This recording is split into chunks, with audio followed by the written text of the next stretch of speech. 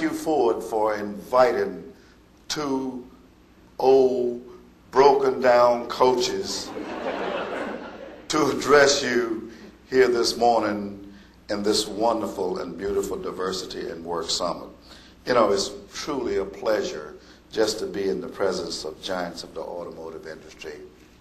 And thank all of you for giving me that opportunity. I've always wanted to come here to this Ford building.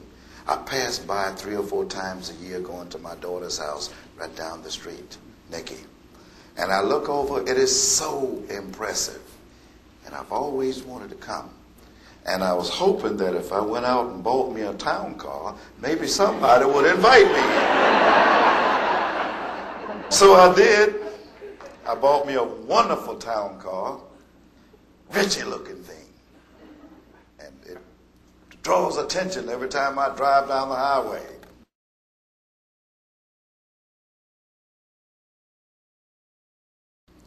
And people look out and see Herman Boone thinking it's Denzel Washington. My name is Herman Boone, and Bill didn't lie. I am going to challenge you to be the witness that I am better looking than Denzel Washington. Now, if any of you believe that, you should not, and Ford shouldn't have you on his staff. You're crazy as a bed bug. You know, you may be wondering what a retired football coach would have to say to a bunch of brilliant people who are known all over the world for having a better ideal. You know, I'm just a retired football coach.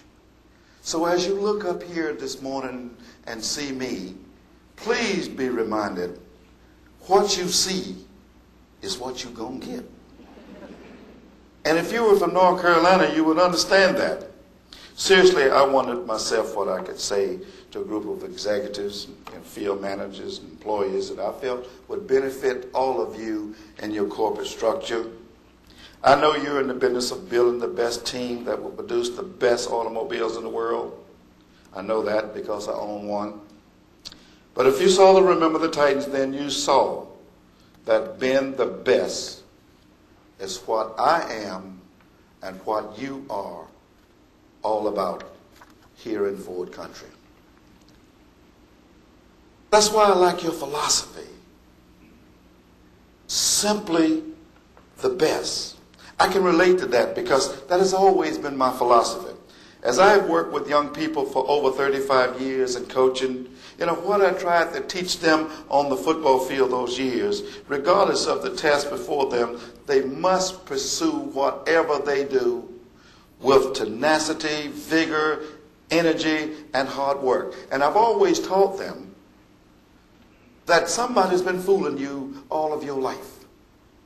Success is a word that comes in front of hard work only in the dictionary, ladies and gentlemen.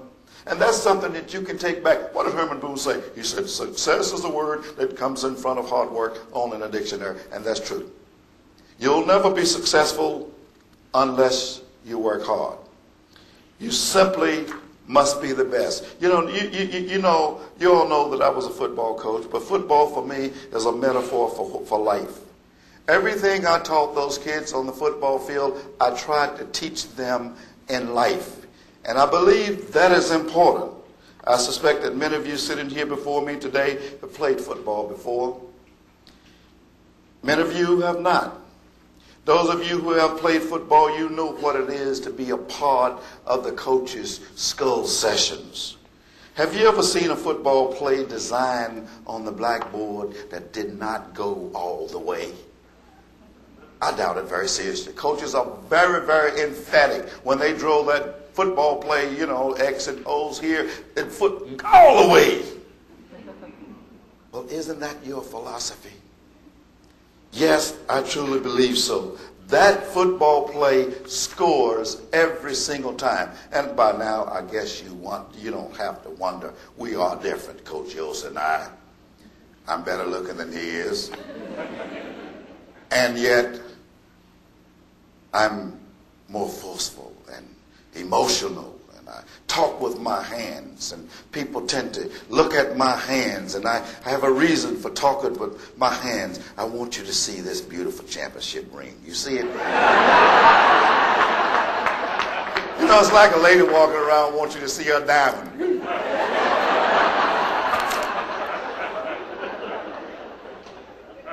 My wife doesn't do that because she didn't have one. What is a team? According to Webster, a team is a group of people working together in a coordinated effort towards one single goal. Isn't that what you do every single day? You know, you talk about diversity. Half of us don't even know what diversity is. It's a word that's recently popped up in the last few years. And a fellow asked me the other day, what, you know, in New Orleans, I tell you what diversity is. Diversity is jazz. Have you ever heard a jazz band of 5 or 6 guys playing? Listen to them. Each of these people is playing a different note. But that song is so beautiful when you listen to it, isn't it? One dude is over there on the guitar playing something else. Another dude's on the trombone playing something else. Another dude's on the drum playing something else. The piano's playing something else. But it all comes together as one beautiful song, brought together by different people making different sounds that relate to each other. I'm sure you also know that there are other teams out there that's practicing every day to compete with you. Such teams as, and I'm going to give them these names, the Toyota Tigers, the Honda Lions, the Chrysler Bobcats,